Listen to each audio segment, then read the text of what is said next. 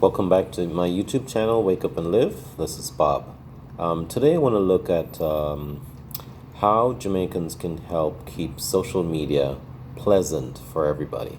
Because the honest truth is sometimes it could be a war zone on social media.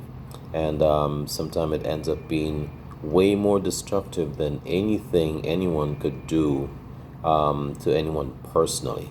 Because when you on social media, we're talking about the internet, and it's going over all over the world to billions of people. So we want to see how Jamaicans can make that contribution of keeping social media pleasant along with everybody else. All right. So just to begin, Jamaica is actually a oral society. Our Ashanti ancestors carried our values from Africa through a oral means. We see the Maroons preserving our values and culture through oral means also.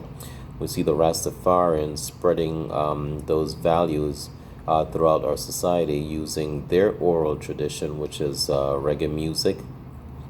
We see great people like Miss Louise Bennett, who had her oral tradition of poetry done in patois, our native language.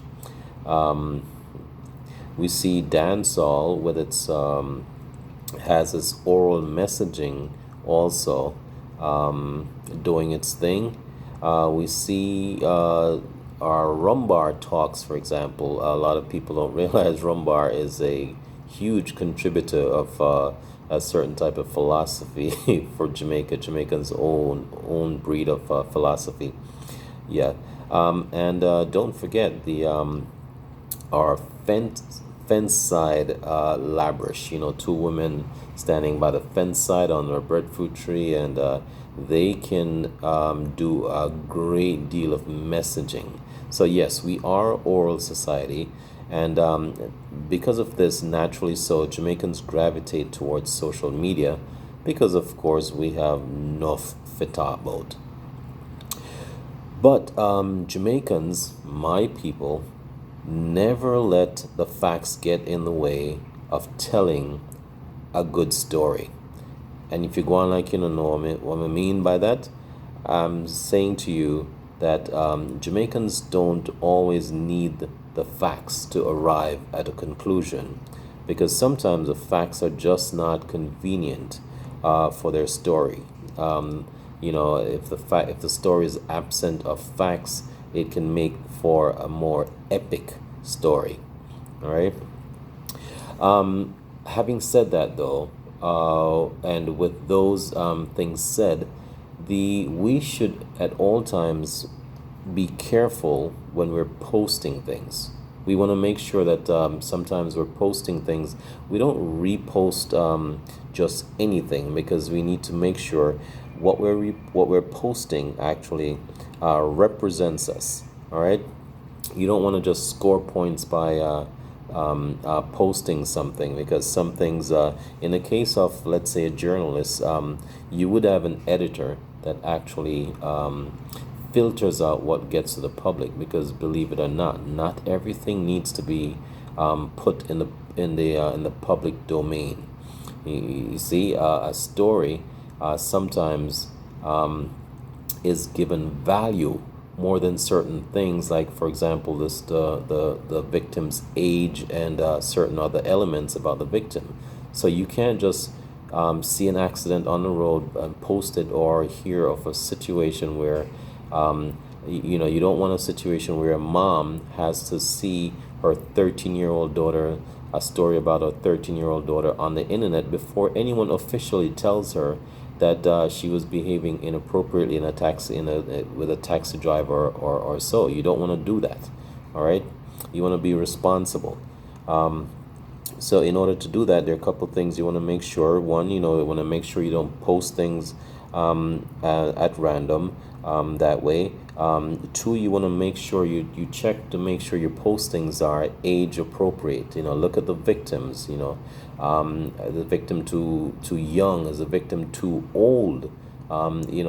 just stuff like that. You don't want to get into any situation where you get someone really hurt or someone's image so tarnished that when they move from a minor to a major, meaning they move from a child to an adult, then their image was already so damaged because of something you thought was funny and you posted on the internet. You don't want that to happen.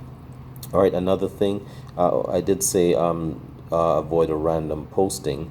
You do want to make sure that what you're saying or posting, you check it for context. And what I mean by that is sometimes what you are posting as being the truth has more to it than just what you're interested in posting out to the public.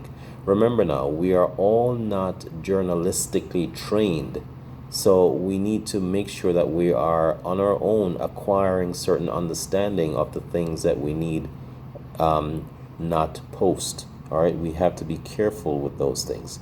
I just spoke about damages also. Be careful about how damaging your postings can be. They can be personal damages sometimes. I did say that you can damage a person way into the future because of something simple that you thought was simple, rather, that you posted, and it damaged them way into the future. Stop them from getting a job. Stop them from applying to certain types of office or public office or some stuff like that. Be very careful with that. You can damage a person's business. You know how hard it is to start a business, the money you have to borrow, and the branding you have to build, and you take your time to build a business. And sometimes a person can just publish something that's not true. Something like you're publishing that a certain patty shop is putting dogs in patties because there's you can't see any dogs locally, any stray dogs locally. If it's not true, don't do that. You know what I mean? You could damage someone's business, and people, you might think it's funny, but people actually do stuff like that. I've seen stuff like that. Be very careful with that. Your country. You know how many posts I've seen where people have said things, horrible things about Jamaica? Which group of people do you know actually come online and say the horrible things about Jamaica that we blame Jamaica for? Things that we ourselves are responsible for, we blame the country, as if the country is a living person, a living entity. All right? Take the United States, for example. No matter what goes on here, if police kill black people, if whatever they do, the worst thing they can ever do, they will not come online and speak disgracefully about the country. They'll compartmentalize, they'll separate the issue from the country. I'm saying to you now that we need to do things like that. Make sure we're filtering our stories. If you see a mother of 3 and she's sacrificing and not buying herself any wigs or any nail polish or getting her makeups and stuff just to send her kids to school, if we don't see that as a valuable story, then if she steals a mango or the breeze blow up her dress, that should not be a valuable story either. We need to be careful of stuff like that. All right. And most people have common sense, and I know we do have common sense, and most times I see these postings, damaging postings. I know we know what we're doing, but we cannot keep doing these things simply for the purpose of getting likes or people following you. That is wrong, inherently wrong. All right, so let's brush up on our efforts to make social media a more pleasant place for everybody, because it's a valuable thing to our modern living. So help to make it as pleasant as possible, and we Jamaicans have our part to play in the broader scheme of things.